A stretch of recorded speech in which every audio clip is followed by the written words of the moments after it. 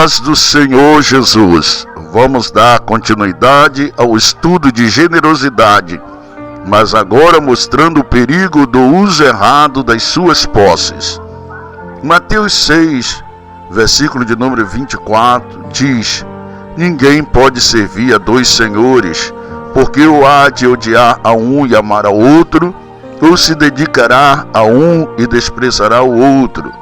Não podeis servir a Deus e às riquezas. Jesus apresenta aqui um princípio espiritual fundamental: a lealdade do coração não pode ser dividida. Dois senhores representa a tentativa humana de equilibrar a devoção a Deus e ao dinheiro, mas isso é impossível. O dinheiro em si não é maligno, mas o amor a ele pode se tornar um ídolo que concorre com Deus. Jesus utiliza um contraste absoluto: odiar e amar, dedicar-se e desprezar, mostrando-se que o coração humano inevitavelmente penderá para um lado. Quem coloca a sua confiança nas riquezas, inevitavelmente se afastará de Deus. 1 Timóteo, capítulo de número 6, versículo de número 10, diz: porque o amor ao dinheiro é a raiz de todos os males. E nessa cobiça alguns desviaram-se da fé e se transpassaram a si mesmo com muitas dores. Paulo explica que o problema não está no dinheiro em si, mas no amor ao dinheiro. O desejo desenfreado por riqueza pode levar ao engano, ao afastamento da fé e ao sofrimento. A palavra transpassaram evoca a imagem de alguém ferido por suas próprias ações, mostrando que a cobiça tem consequências destrutivas. Ao se desviar da fé, essas pessoas acabam perdendo tanto a paz espiritual quanto a alegria verdadeira. Aleluia! Glórias a Deus! Lucas, capítulo de número 12, versículo de número 15, diz: e disse-lhe: acautelai-vos e guardai-vos da avareza, porque a vida de qualquer um não consiste na abundância do que possui. Jesus faz um alerta duplo: acautelai-vos, guardai-vos, enfatizando o perigo da avareza. O mundo ensina que o sucesso e o valor pessoal está ligado à riqueza, mas Jesus rejeita essa visão. Ele ensina que a verdadeira vida não se resume nas posses materiais. O sentido da vida está em Deus e não no acúmulo de bens. Glória a Jesus.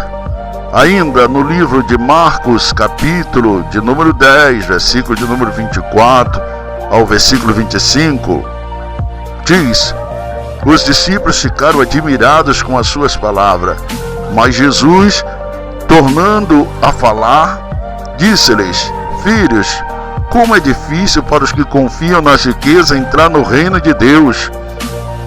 É mais fácil passar um camelo pelo fundo de uma agulha do que um rico entrar no reino de Deus. O espanto dos discípulos se deve ao fato de que, na mentalidade judaica, riqueza era frequentemente vista como sinal de bênção divina, mas Jesus revela que confiar nas riquezas pode se tornar um obstáculo para a salvação. A hipérbole do camelo e da agulha destaca a dificuldade extrema de alguém apegando ao dinheiro entrar no reino de Deus. Não significa que o rico não possa ser salvo, mas o seu coração deve estar desprendido da riqueza. Ele pode ter muita riqueza, pode ser milionário, mas o seu coração não pode estar preso à riqueza. Haverá um momento da nossa vida que nós vamos partir deste mundo, e ao partir deste mundo, aleluia, como diz a palavra de Deus, a todo homem está ordenado a morrer uma só vez, seguindo o juízo. E depois da nossa partida, para onde nós iremos? Ainda em Eclesiastes, capítulo 5, versículo de número 10, diz: quem ama o dinheiro nunca se fartará de dinheiro, e quem ama a abundância nunca se fartará da renda. Também isso é vaidade. Salomão descreve a insaciabilidade da ganância. Quem busca o dinheiro nunca terá o suficiente, pois sempre desejará mais. Isso gera um ciclo de insatisfação e ansiedade. O termo vaidade aqui indica futilidade e vazio. O amor riqueza não traz realização genuína.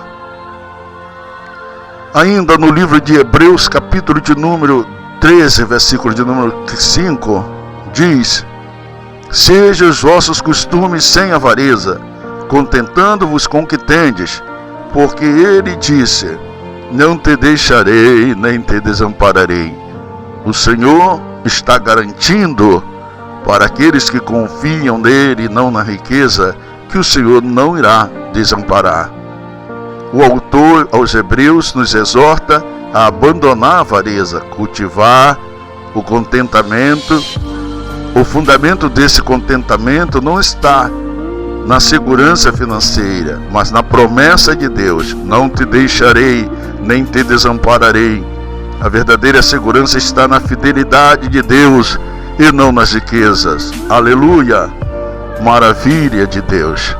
Ainda Provérbios, capítulo de número 11, versículo de número 28, diz: aquele que confia nas suas riquezas cairá, mas os justos reverdecerão como a folhagem. Aqui há um contraste entre a confiança no dinheiro e justiça. Quem deposita sua confiança nas riquezas eventualmente cairá, pois o dinheiro é instável. Já os justos que confiam em Deus são comparados a uma folhagem que sempre se renova, indicando a prosperidade espiritual e sustentabilidade divina. Lucas, capítulo de número 16, versículo de número 13, diz: nem um servo pode servir a dois senhores, porque ou há de odiar a um e amar ao outro, ou se chegar a um e desprezar o outro. Não podeis servir a Deus e a Mamon. Este versículo ecoa Mateus 6:24 e reforça o ensino de que o coração humano não pode dividir a sua lealdade.